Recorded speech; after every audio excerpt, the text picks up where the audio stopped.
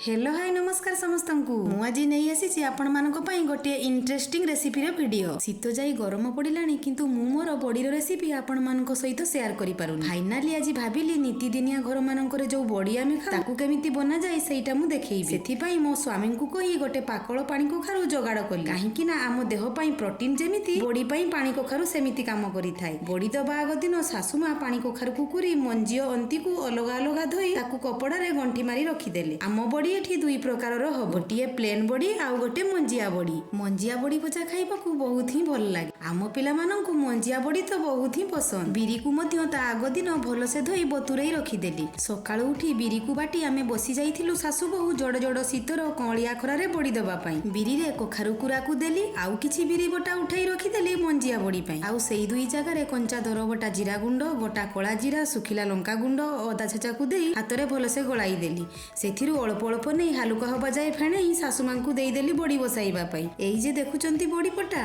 एहाकु मो स्वर्गत ससुर निज हातरे बनेइथिले। कथारे अछि ना जेमिति शून्य हातरे आमे आसीथिले सेमिति शून्य हातरे फेरी जिबा आउ रही जीव तो खाली स्मृति। आउ मते तो लागे मो सासुमा को हातरे जादू अछि बोधे। देखंतु तो एई बड़ी गुडी को केते सुंदर देखा जाउछि ना। बड़ी गुडी को 8-10 दिन सुखेइला परे ताकू डबारे भर्ती करी मास मास रखी खाई थाउ आउ मझिरे मझिरे ताकू खरारे देई थाउ। तो हमरो एई बड़ीर रेसिपी केमिति लागिला कमेंट रे निश्चित जणाइबे। आउ आपण माने बड़ी को केमिति बनांती सेटा मध्ये मो सहित शेयर करिवे।